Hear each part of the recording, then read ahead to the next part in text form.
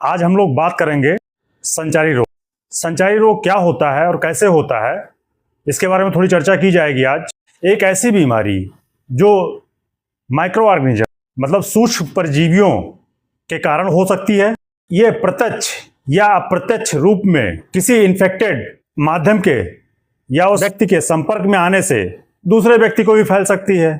ये बीमारी जो संचारी रोग होते हैं। संचारी रोग फैलता कैसे है? संचारी रोग फैलता है हमारे आसपास के दूषित खान पान से, दूषित पेयजल से, दूषित भोजन करने से, या किसी दूषित वस्तु के संपर्क में आने से, दूषित रक्त चढ़ाने से हो सकती है, या कीड़े या कोई जानवर काट लें तो उनसे हो जाती है। अब जो कीड़े और जानवर काटते हैं उनसे कौन कौन सी बीमारियां होती हैं? मलेरिया हो गया, फाइलेरिया हो गया, प्लेग हो गया, येलो फीवर, पीला बुखार जिसे बोलते हैं। ऐसी बहुत सारी बीमारियां हैं जो हो सकती हैं, लेकिन इनमें से हम आज एक बीमारी पे विस्तार पूर्वक चर्चा करेंगे और वो है मलेरिया। हम बात करेंगे मलेरिया के बारे में। ये होता कैसे है, फैलता कैसे है, इससे बचाव कैसे किया जाए, इसकी डायग्नोसिस मतलब इसमें जांचें क्या कराई जाएं और इसका इलाज क्या है, इसके बारे में हम बात करेंगे आज। नमस्कार दोस्तों, मैं डॉक्टर विकल्प मिश्रा आप सभी का स्वागत करता हूं अपने YouTube चैनल पे। जो लोग नए हैं, पहली बार विजिट कर रहे हैं, उनसे मैं रिक्वेस्ट करूंगा कि सब्सक्राइब कर लें, और जो हमारे रेगुलर व्यूअर्स हैं, दर्शक हैं, उनको मैं बहुत बहुत धन्यवाद देता हूं। आपका ये प्यार बना रहेगा तो ये मुझे प्रेरित करेगा कि मैं हर बार एक नई इन्फॉर्मेशन, एक स्वास्थ्य संबंधी चर्चा लेके आपके सामने आऊं जिसका आप लोग लाभ ले सकें। अब हम बात करेंगे मलेरिया पे। मलेरिया क्या होता है? मलेरिया प्लाज्मोडियम नाम के एक पैरासाइट जो प्रोटोजोन होता है उसके द्वारा ये इन्फेक्शन होता है। आमतौर पे जो देखा गया है, मलेरिया जो फैलता है वो लो सोशियो इकोनॉमिक कंडीशन के पीपल, जिसको नॉर्मल भाषा में थोड़ा गरीब तबके के लोग होते हैं, उनमें ज़्यादा फैलता है ये। और वहाँ आता है हाइजीन, साफ सफाई ना होना प्रॉपर, बहुत सारे कारण हो जाते हैं उसके। तो ये लो सोशियो इकोनॉमिक कंडीशन की बीमारी है। प्लाज्मोडियम फैलता कैसे है? प्लाज्मोडियम मादा एनाफिलीज मच्छर, मादा मच्छर होती है, उसके काटने से फैलता है। और ये मच्छर बेसिकली शाम के समय या रात के समय काटते हैं। ये शाम को अपने शिकार पे निकलते हैं और जब तक इनको अपना शिकार मिल नहीं जाता है तब तक ये घूमते रहते हैं। अब प्लाज्मोडियम कितने तरह का होता है? प्लाज्मोडियम जो बेसिकली मनुष्यों को इन्फेक्ट करता है वो 4 तरीके का होता है। Plasmodium falciparum, Plasmodium vivax, Plasmodium oval, अब प्लाज्मोडियम मलेरियाई। सबसे खतरनाक इसमें प्लाज्मोडियम फैल्सीपेरम है। उसका इन्फेक्शन बहुत ही घातक होता है।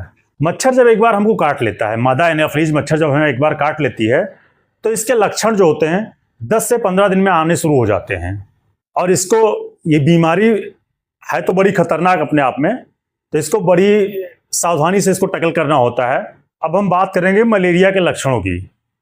तो मलेरिया के लक्षण में सबसे मेन लक्षण जो होता है, जिसे कॉमन भाषा में बोलते हैं जाड़ जूड़ी बुखार, मतलब जूड़ी के साथ बुखार आना, फीवर विथ राइगर, ये सबसे मेन लक्षण होता है।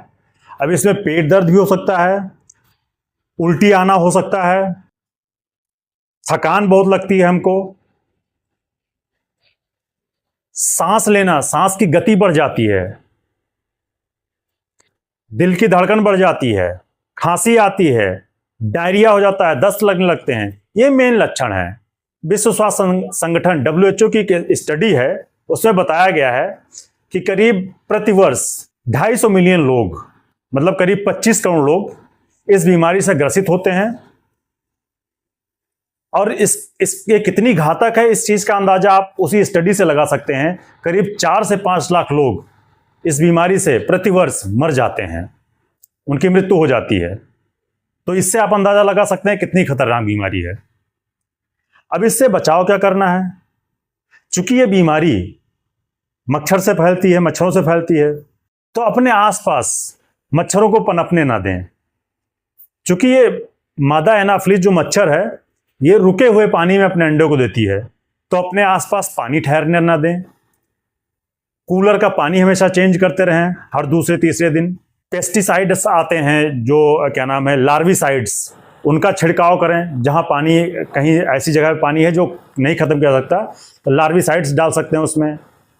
अगर आसपास कोई तालाब है, छोटा मोटा पॉन्ड है, अगर नहीं कुछ सकता तो उसमें केमिकल डाल दें, या बहुत सारी लार्विसाइडल फिश आती हैं, गैम्बूसिया करके एक फिश आती है, उसका पालन कर सकते हैं, तो उससे भी मच्छर के लार्वा मर जाएंगे। सफाई का विशेष ध्यान रखना है। आपके आसपास सफाई अच्छे से होनी चाहिए, अच्छे से सफाई रखना होता है। कभी खुले में ना सोएं, मच्छरदानी का इस्तेमाल करें, पूरी बांह के कपड़े पहने, आपका शरीर का कोई अंग खुला ना रहे। अगर कोई अंग खुला भी है तो वहाँ पे मॉस्किटो रिपेलेंट क्रीम आती है वो लगाएं। कुछ नहीं है तो सरसों का तेल लगा सकते हैं आप वहाँ पे। नीम के पत्ते का धुआं कर सकते हैं अपने आसपास। गांव में बहुत सारे केमिकल बेस्ड मॉस्किटो रिपेलेंट आते हैं जिन्हें हम घरों में इस्तेमाल करते हैं, वो लगा सकते हैं। बहुत सारी अगरबत्ती आती हैं, वो लगा सकते हैं। मच्छरों की रोकथाम करना सबसे ज़रूरी है। मच्छर अगर आपको काटेंगे नहीं तो ये बीमारी आपको होगी ही नहीं। इसमें जांचें क्या क्या करानी है? जांचें कोई खास नहीं है इसमें, बस 2 जांचें होती हैं।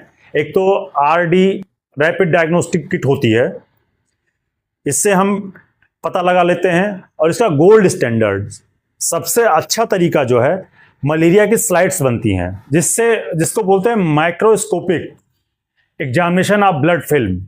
ये गोल्ड स्टैंडर्ड होता है। जो लोग गांव में होंगे, पहले मलेरिया की स्लाइड बनाने गांव में लोग जाते थे, वो देखते थे वहाँ स्लाइड्स। मल्टीपर्पज़ वर्कर्स होते थे गवर्नमेंट की तरफ से, तो वहाँ पे जाते थे लोग, स्लाइड्स बनाते थे, इसका सर्विलांस करते थे। अब इसका इलाज क्या है? अगर लक्षण आपको मिलते हैं तो इसमें लापरवाही बिल्कुल ना करें। तुरंत निकट सरकारी अस्पताल जाएं या अपने डॉक्टर के पास जाएं। वहाँ पे इन्वेस्टिगेशन जांचें उपलब्ध हैं जो कि फ्री ऑफ कॉस्ट हैं, वो हो जाएंगी। डॉक्टर आपको इसमें analgesic, antipyretic, antibiotics, anti helminthic या एंटी एमीबिक दवाइयाँ देगा, जिससे आप बहुत जल्दी रिकवर कर जाएंगे। और इसके स्पेसिफिक इंजेक्शंस भी आते हैं जो कि सरकारी अस्पतालों में उपलब्ध हैं, प्राइवेट डॉक्टर्स भी अपने पास रखते हैं। तो अगर समय से पता चल जाए कि आपको मलेरिया है तो इसका इलाज काफ़ी आसान है। इसमें लापरवाही ना करें और तुरंत डॉक्टर के संपर्क में जाएं। धन्यवाद। Stay healthy.